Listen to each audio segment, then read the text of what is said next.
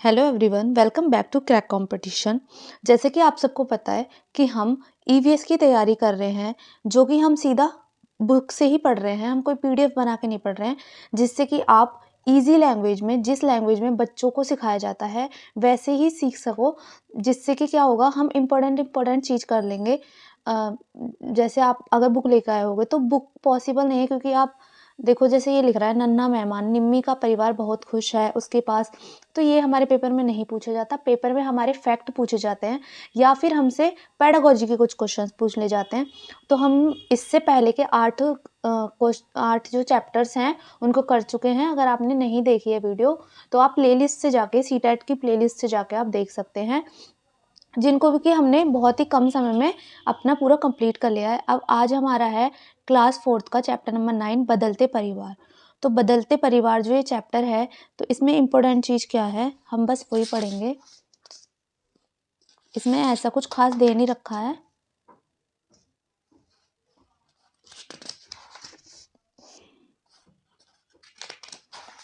ठीक है, तो देखो इसमें पेज नंबर 75 पे कुछ चीज़, मतलब कुछ इंपॉर्टेंट चीज़ दी हुई है, ये हमको पढ़नी है। बहुत सी ऐसी लड़कियां हैं जिनकी शादी 18 साल की आयु से पहले ही कर दी जाती है। इनमें से बहुत सी लड़कियों को तो स्कूल भी छोड़ना पड़ता है। ठीक है, उसके बाद बताया गया है कि जो एक गांव था आंध्र प्रदेश में, वहाँ पे लड़कियों को काफ़ी संघर्ष के साथ पढ़ना पड़ा था, उसके बारे में बताया गया है। तो इम्पोर्टेंट सिर्फ ये है कि 18 साल की जो एज होती है वो होती है, अब तो उसको खैर बढ़ाने की बात कर दी गई है। तो देखो, बच्चों की पढ़ाई बीच में छूटने पर और बाल विवाह कानून जो यह बताता है कि लड़की की शादी की आयु कम से कम 18 और लड़के की 21 वर्ष होनी चाहिए। तो आपसे सिंपल प्रश्न कर दिया जाएगा कि लड़के की जो एज होती है मिनिमम, कम से कम कितनी होनी चाहिए, तो 18 वर्ष, और लड़कों की 21 वर्ष होनी चाहिए।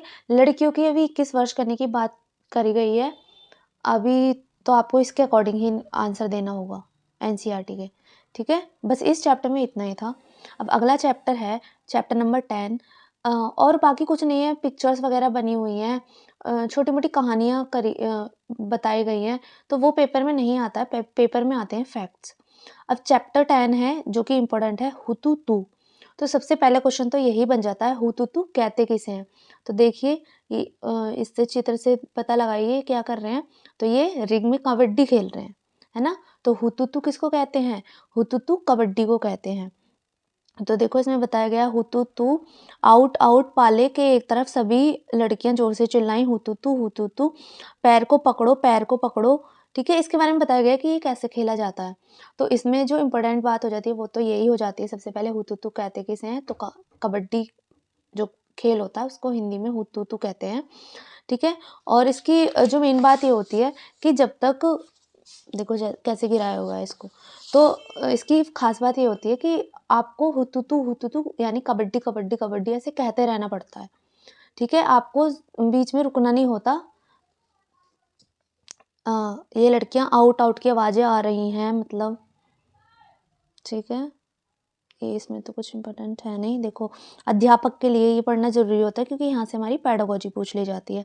अगर मैं बात करूँ कि क्या ये वीडियोस केवीएस के लिए इम्पोर्टेंट है, ऑब्वियसली, क्योंकि केवीएस का सिलेबस चेंज करके ईवीएस कर दिया है, और ईवीएस में सेम जो सिलेबस है वो सीटेट वाला ही है। तो हमको ये चीज़ें भी पढ़नी है, उसके साथ कुछ और भी चीज़ें पढ़नी होंगी, बट ये चीज़ें तो पढ़नी ही पढ़नी है। अध्यापक के लिए, इस खेल से बच्चों का ध्यान इस ओर खींचे कि खेल की तरह ही जीवन में भी हम नियम बनाते हैं ताकि सभी काम सही ढंग से हो सके। तो देखो, इस गेम के कुछ नियम हैं, उनका हम पालन करते हैं। जैसे कबड्डी कबड्डी कबड्डी बोलते रहना पड़ता है, तो वैसे ही टीचर की ये ड्यूटी बनती है कि गेम किसके लिए खिलाए जाते हैं, गेम इसके लिए ही खिलाए जाते हैं ताकि बच्चे रूल्स सीख सकें। जैसे रूल्स से बच्चे गेम खेलते हैं, वैसे ही बच्चे अपनी ज़िंदगी में भी कुछ रूल्स, कुछ नियम बना सकें। ठीक है, कबड्डी का खेल तो ऐसा ही है, कबड्डी का खेल है ना, खींचातानी, जोरा झपटी, दम लगाना, चीखना चिल्लाना, मिट्टी में घिसट जाना, ये सारी चीज़ें होती रहती हैं, लेकिन मज़ा भी खूब आता है।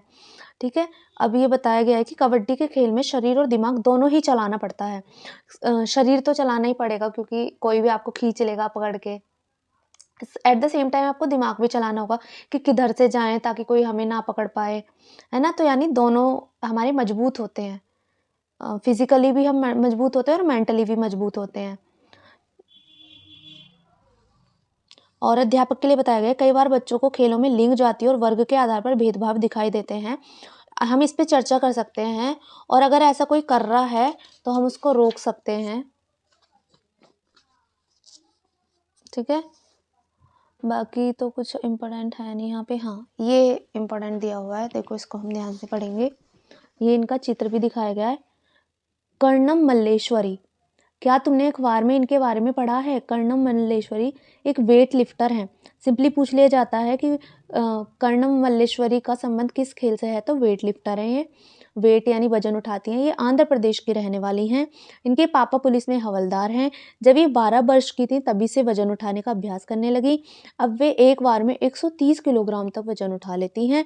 कर्णम ने भारत के बाहर 29 मेडल जीते हैं। इनकी 4 बहनें भी रोज वजन उठाने का अभ्यास करती हैं। तो देखो इनके बारे में जब ऐसे स्पेशली दिया हुआ है तो यहाँ से क्वेश्चन आते ही आते हैं। आपने अगर सीटेट के प्रीवियस ईयर क्वेश्चंस करे होंगे या फिर किसी भी टेट के करे होंगे तो पूछ लिया जाता है। तो इनके बारे में हमको पूरी जानकारी होनी चाहिए। तो जाके याद रखना है, वेट लिफ्टर है, आंध्र प्रदेश की रहने वाली है, 12 साल से ये शुरू कर दिया था इन्होंने, यानी वजन उठाना। अब 130 किलो तक वजन उठा लेती है और 29 मेडल इन्होंने भारत के बाहर जीते हुए हैं। ये हमको याद रखना है। ठीक है? उसके बाद इसमें 3 बहनों की कहानी बताई गई है जिनका नाम है ज्वाला, लीला और हीरा, जो कि मुंबई में रहती हैं। ये तीनों कबड्डी खेलती थीं और दूसरों को सिखाती थीं। ज्वाला बताती है, जब हम छोटे थे तब लोग लड़कियों को यह खेल खेलने नहीं देते थे। लोगों का ये पर्सपेक्टिव बना हुआ था कि ये जो खेल है ये लड़कों के लिए ही बना है, क्योंकि इसमें वैसे कपड़े पहन के भी नहीं खेल सकते, तो नॉर्मली लड़कों की तरह ही कपड़े पहनने पड़ते, तो इसलिए लोगों को दिक्कत होती थी। कबड्डी में लड़कों वाले कपड़े पहनने पड़ते हैं, इसलिए भी लोग खेलने से मना करते थे। ये बताती हैं जो इन्होंने अपनी लाइफ में फेस करा है। तीनों ही बहनें काफ़ी छोटी थीं जब उनके पिता की मृत्यु हो गई। उनकी माँ और मामाओं ने तीनों को पाला। दोनों मामा खो-खो और कबड्डी खेला करते थे। इन्हीं इन्हीं में ही यह शौक इन बहनों को भी आया। यानी ये बताया गया कि इनके मम्मी और इनके मामा इन्होंने सपोर्ट करा था। ज्वाला और लीला बताती हैं, आज से करीब 50 साल पहले जब हमने कबड्डी खेलना शुरू किया था तो लड़कियों के पास कबड्डी खेलने के मौके नहीं थे। माता-पिता भी मदद नहीं करते थे, लेकिन हम सोचते थे कि लड़कियों को कबड्डी ज़रूर खेलनी चाहिए। माँ और मामाओं ने हमें कभी नहीं रोका। इन तीनों ने कबड्डी खेलना सीखा और अपने मोहल्ले की कुछ लड़कियों को भी खेल में शामिल किया। हमने कबड्डी का एक क्लब बनाया जो आज इतने सालों बाद भी चल रहा है। ठीक है? तो इनके नॉर्मली इनके बारे में पूछ लिया जाएगा या फिर ऐसे पूछ लिया जाएगा कि क्यों नहीं खेलने दिया जाता था लड़कियों को कबड्डी।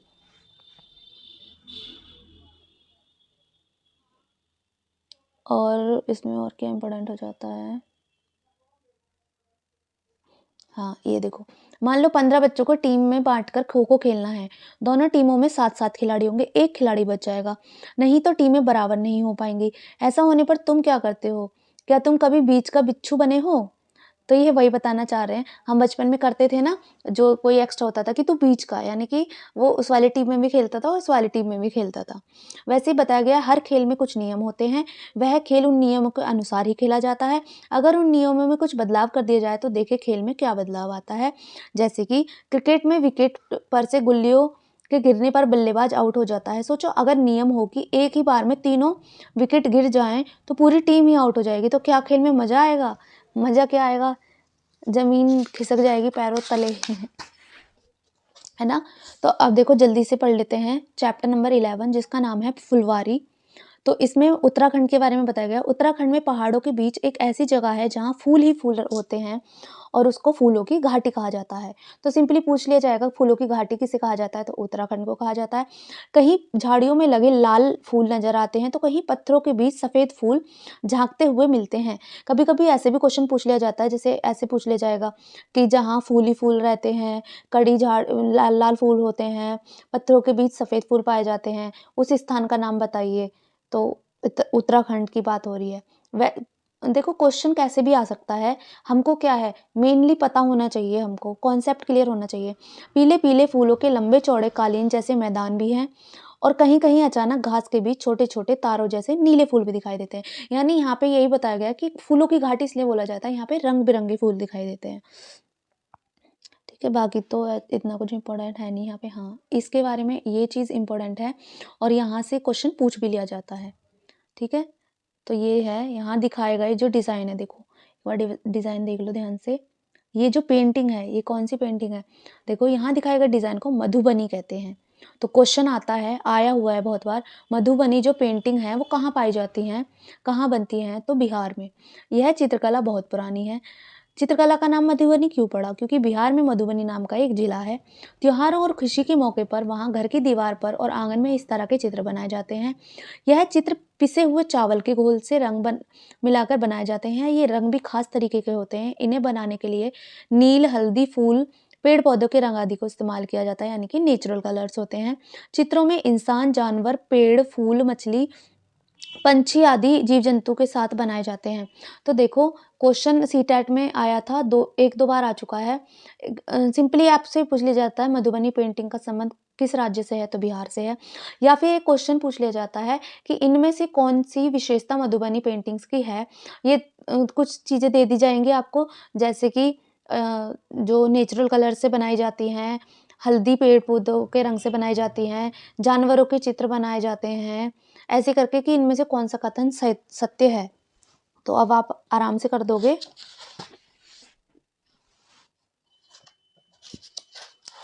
बाकी तो और इसमें कुछ इम्पोर्टेंट इतना है नहीं।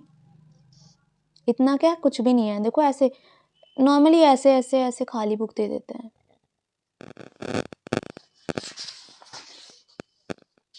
हाँ जी, ये हमको पढ़ना है, ये इम्पोर्टेंट है। देखो, खाए भी जाते हैं फूल। क्या तुमने फूलों को कहाँ-कहाँ इस्तेमाल देखा है? देखो, हमें इम्पोर्टेंट चीज़ें पढ़नी है बस, फालतू की नहीं। उत्तर प्रदेश में रहने वाली फ़िरोज़ा और नीलिमा को कचनार के फूलों की सब्ज़ी बहुत पसंद है। कचनार के फूलों की सब्ज़ी भी बनाई जाती है, ठीक है? इससे ये पता चलता है। केरल की यामिनी अपनी अम्मा से केले के फूलों की सब्ज़ी बनाने की फ़रमाइश करती है। यानी कि अगर सिंपली पूछा जाएगा, कचनार के फूलों की सब्ज़ी कहाँ बनाई जाती है? तो उत्तर प्रदेश में। अगर पूछा जाएगा केले के फूलों की सब्जी कहाँ बनाई जाती है? तो केरल में। महाराज की ममता और ओमर को सहजन के फूलों के पकौड़े बहुत पसंद हैं। तो पूछा जाएगा कि महाराष्ट्र में कौन से फूलों के पकौड़े बनाए जाते हैं? तो सहजन के फूलों के पकौड़े बनाए जाते हैं। ठीक है, बाकी फूल जैसे गुलदावरी, जीनिया के रंग भी बनाए जाते हैं।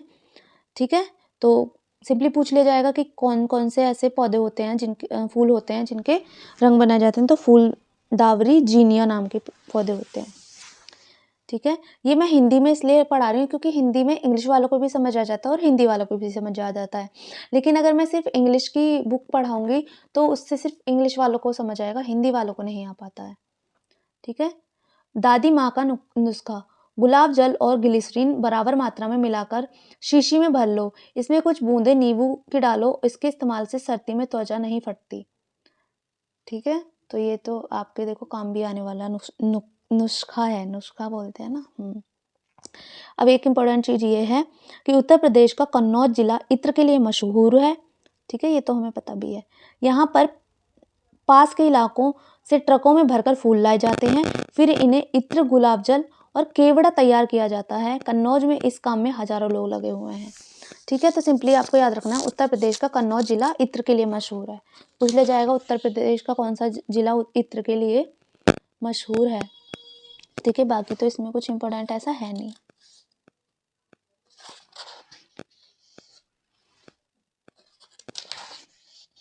जी हाँ, तो आज हम 3 चैप्टर कर चुके हैं। बाकी के चैप्टर्स हम जल्दी-जल्दी अगली वीडियो में करेंगे। प्लीज़ वीडियो को ज़्यादा से ज़्यादा लाइक, आप देख लेते हो बट लाइक नहीं करते हो, बहुत गलत बात है।